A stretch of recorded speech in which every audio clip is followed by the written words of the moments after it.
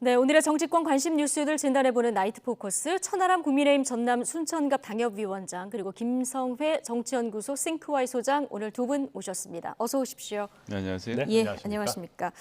자, 특별 사면 얘기가 솔솔 나오고 있는데요. 이 얘기부터 오늘 좀 해보겠습니다. 이명박 전 대통령 그리고 김경수 전 경남지사 등이 신년 특별 사면 대상으로 좀 거론이 되고 있는데요. 특히 김 전 지사의 경우에는 복권 없는 사면 이 가능성이 제기되면서 야권에서 지금 반발 목소리가 나오고 있어요. 복권 없이 사면이 되면 다음 총선, 다음 대선 다 못 나가게 되는 거죠? 네, 그렇습니다. 기본적으로 이제 복권 없는 사면이 되게 되면 형기가 끝나고 나서 이제 5년간 비선거권이 제한이 되게 됩니다. 네. 그러니까 이것도 이제 조금 우리가 디테일하게 말씀을 드리면 김경수 지사 같은 경우에는 징역 3년을 넘지가 않습니다. 예. 징역 3년 넘지 않기 때문에 형기를 마친 때로부터 5년간 제한을 받게 되고요. 뭐 안희정 지사를 사면할 리는 없겠지만 안희정 지사 같은 경우에는 징역 3년이 넘었기 때문에 형의 실효에 의한 관한 법률에 의하면은 10년간 비선거권이 제한이 되는 그런 차이가 있습니다. 그러니까 그러다 보니까 지금 대통령실이나 뭐 여권에서도 생각하는 게 국민의힘 지지층에서는 아니 김경수 지사가 그때 드루킹하고 이래가지고 민주주의를 파괴하고 현 여권에 어마어마한 손해를 줬는데 이거를 어떻게 복권을 해서 다음번에 총선에 출마할 수 있게 하냐라고 하는 의견이 많거든요. 그래서 대통령실에서도 그런 것들을 좀 감안해가지고 현재 복권 없는 사면을 고려하는 것이 아닌가 이렇게 보입니다. 예.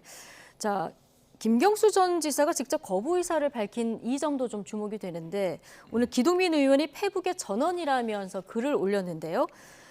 자, 김경수 전 지사도 가석방은 원하지 않는다. MB 사면에 들러리가 되지 않겠다는 단호한 입장을 전해왔다. 자, 기동민 의원이 이런 글을 남겼거든요. 자, 이게 복권 없는 사면은 가석방과 다를 바 없다. 이런 입장인 것 같습니다. 오늘 박홍근 원내대표도 비슷한 얘기를 했는데. 네, 저도 김경수 지사 측에 뭐 측근이라고 할 만한 분에게 좀 여쭤봤더니 이명박 대통령의 사면에 들러리로 세우는 사면은 거부한다. 김경수 지사 이렇게 확인을 하셨다라고 하는 것이고요.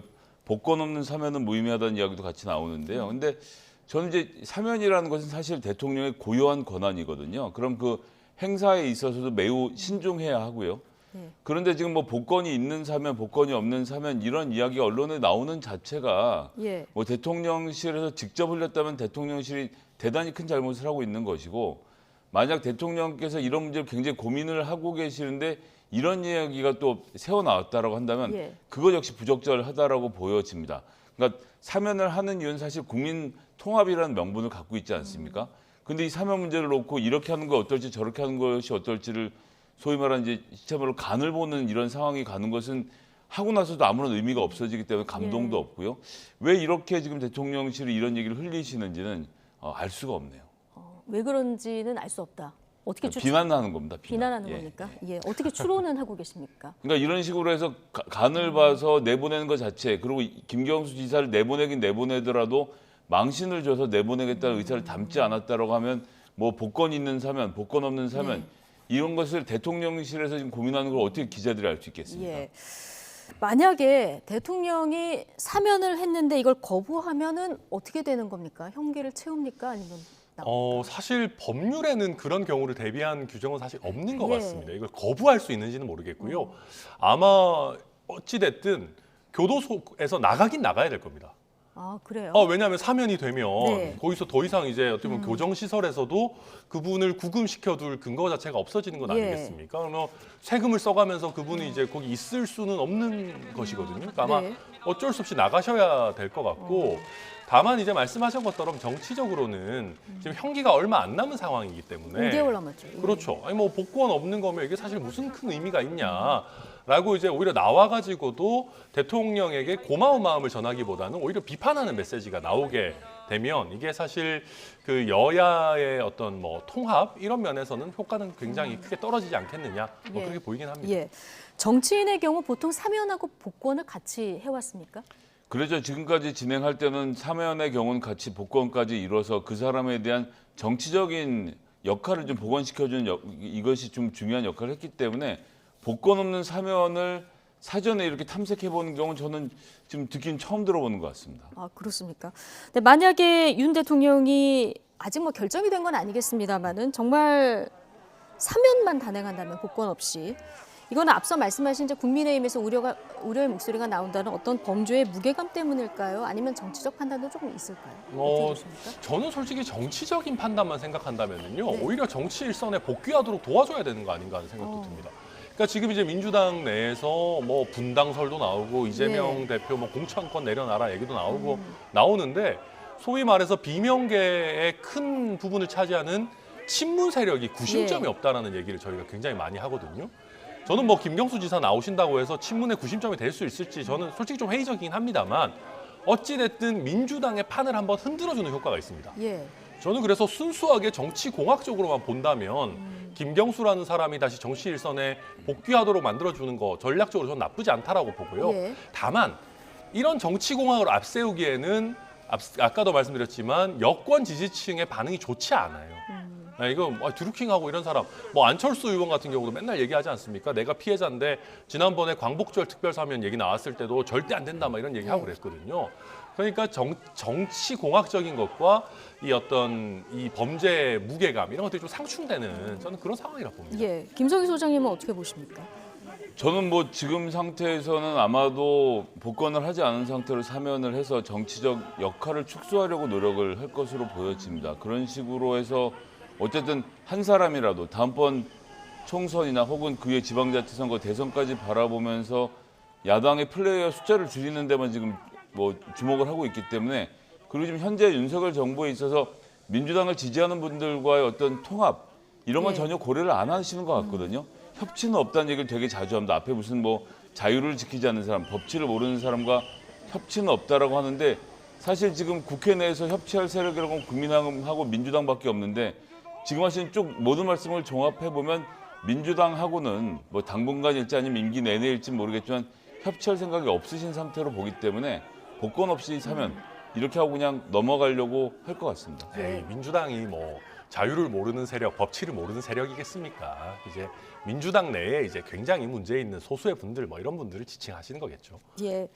민주당의 판을 흔들어주는 효과가 될 수도 있다라는 얘기 앞서 해주셨는데요.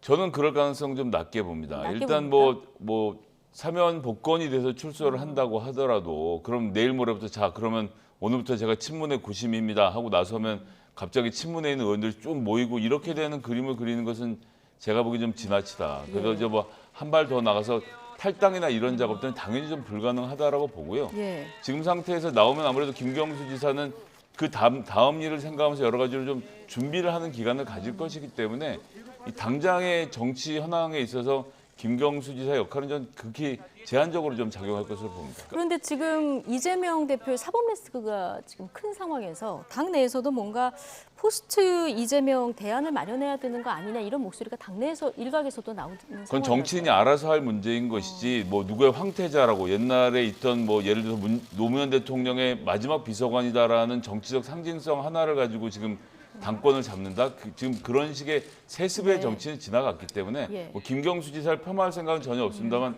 본인이 나와서 정치적으로 입증할 문제이지 본인이 지금 갖고 있는 지위만 가지고 친문이 갑자기 똘똘 뭉쳐서 당내에서 갈등을 일으킬 가능성 저는 없다고 봅니다. 근데 저는 생각이 좀 다른데, 그러니까 김경수 지사가 복권이 된다고 해서 갑자기 뭘 어마어마한 걸 할 수는 없을 겁니다. 예. 사실 원내에 있는 것도 아니고요. 그럼에도 불구하고 친문으로서는 뭔가 좀 든든한 플랜 B가 생기는 것 같은 느낌이 있는 거거든요. 우리도 뭔가 내세울 사람이 있다. 길게 완전한 봤을 때. 적자니까요. 그렇죠. 완전히 친문의 적자시기 때문에 지금은 솔직히 뭐 뜨문뜨문 뭐 얘기가 나오긴 하지만은 뭔가 조직된 느낌이 아니거든요. 친문 의원들도 다들 갈팡질팡하고 있는 느낌이란 말입니다. 그래서 나와가지고 친문 세력이 하나에 뭉치게 되는 뭐랄까 하나의 계기 정도는 될 수 있다. 저는 그렇게 봅니다. 예. 자, 이 복권 없는 사면에 강하게 반발하고 있는 민주당에서는 오늘 이런 이야기까지 나왔는데요. 자, 민주당 4선 우상호 의원 발언 듣고 오시겠습니다. 지난 8.15 때 제가 비대위원장 할 때 이명박 대통령과 김경수 전 도지사를 사면 복권하는 얘기가 여야 간에 굉장히 깊숙이 얘기가 됐어요. 결국 막판에 한동훈 법무부가 반대해서 할 수가 없다 이렇게 된 거거든요. 어떻게 보면 가석방 대상자예요. 근데 그 5개월 남은 형기를 면제해 주면서 복권을 안 해주겠다. 이게 뭐 하는 겁니까? 예? 이건 말이 안 되는 거예요. 그래서 저는 한동훈 장관에게도 내가 분명히 말씀드리는데 본인이 다음에 대통령 나오는 그 김경수 지사가 혹시 경쟁자가 될까봐 막는 겁니까 복권을? 이게 뭐 하는 짓? 네, 뭐 기승전 한동훈입니다. 지금 한동훈 법무부 장관이 자신이 다음 대선에 나오는데 김 전 지사가 경쟁자가 될까봐 막는 거냐 이렇게 날을 세운 발언 듣고 오셨는데 어떻게 들으셨습니까? 예, 우상호 의원님께 대단히 죄송한데 한동훈 장관이 지금 무슨 자격으로 다음번 대권에 도전할 사람이라고 민주당이 꼽아줄 이유가 전 전혀 없다라고 보고요. 지금 뭐 검찰에 있던 시절 안에서 검찰 내에서 평가가 어땠는지는 모르겠습니다만 반정치인이던 장관의 입장으로서는 그렇게 품위 넓은 정치를 하면서 국정을 운영할 만한 능력을 지금 입증한 상태는 아니라고 보거든요. 매우 명민한 사람이다, 뭐 똑똑한 사람이다 정도이지 뭐 울뚝불뚝하는 모습도 그렇고 해서 우상호 의원이 좀 너무 좀 지나치게 한동훈 장관의 격을 높여주신 것이 아닌가 싶어서 뭐 그 뒤 얘기는 고려할 필요도 없지 않겠나 싶습니다. 그 뒤에 얘기는 고려할 필요가 없다. 사면 복권 뭐 대통령의 고유 권한인데요. 네. 법무부 장관의 어떤 말은 어느 정도나? 뭐 주무부처니까요. 네. 실제로 이제 뭐 우리나라뿐만 아니라 사면권이 있는 대부분의 나라들이 네. 이 리스트를 만드는 실무 작업은 법무부 장관이 합니다. 그래서 물론 최종 결정은 대통령이 하는 것이지만요. 근데 저도 말씀드리고 싶은 거는 우상호 의원 왜 이렇게 또 한동훈 장관 선거운동 해주시나 뭐 똑같은 얘기고요. 한 가지만 더 지적하자면은 아니 무슨 사면 어디 맡겨놨습니까? 그러니까 김경수 지사의 뭐 사면 복권을 무조건 해줘야 되는 겁니까? 이건 말 그대로 대통령의 결단인 거거든요. 근데 뭐 안 해주면 뭐 한동훈이 막아가지고 그런 것처럼 이렇게 얘기하는 거는 맞지 않다. 저는 복권은 말 그대로 특혜인 거지. 이게 뭐 김경수 지사가 친문 적자니까 뭐 무조건 해줘야 돼 이런 건 아니거든요. 그러니까 약간 너무 앞서 나가신다. 뭐 말씀드리겠습니다. 예. 드루킹 여론조작의 최대 피해자다 이렇게 계속 얘기해 주신 하신 분이 있었죠. 안철수 의원 반응도 궁금한데요. 자, 앞으로 만약에 사면 복권됐을 때 어떤 얘기들이 나올까요? 뭐 이제 당 대표 선거를 앞두고 있으니까 이제 김경수 지사를 본격적으로 때리면서 내가 최대 피해자라고 말씀을 하시겠는데 글쎄 그것이 과연 국민적으로 공감대를 얼마나 얻어낼 수 있을지 그때 댓글에 좋아요 눌린 것 때문에 정말 안철수 의원이 그렇게 크게 손해를 본 것인지에 대해서 국민적 합의가 잘 만들어지지 않을 것 같은데요, 저는. 예. 아니 뭐 이걸로라도 이슈가 되면 좋죠. 안철수 의원도 당권 주자시고 하니까. 그리고 실제로 이제 제가 아까도 말씀드렸지만 국민의힘 지지층에서는 이거 엄중하게 생각하거든요. 게다가 그런 트라우마가 있어요. 이게 이제 김경수 지사가 워낙 그 친문 적자고 이러다 보니까 1심, 2심, 3심 막 판결 나오는데도 민주당에서 이거 못 받아들이고 뭐 우리는 김경수를 지키겠다. 뭐 대법원 판결 나왔는데도 또 막 대법원 판결 비판하고 그랬거든요. 막 정세균 이런 분들도. 그러다 보니까 이게 아무튼 저희로서는 꽤 중요하게 보는 문제이기는 하다. 그 과정에서 안철수 의원도 조금 더 주목을 받지 않겠나 생각합니다. 예,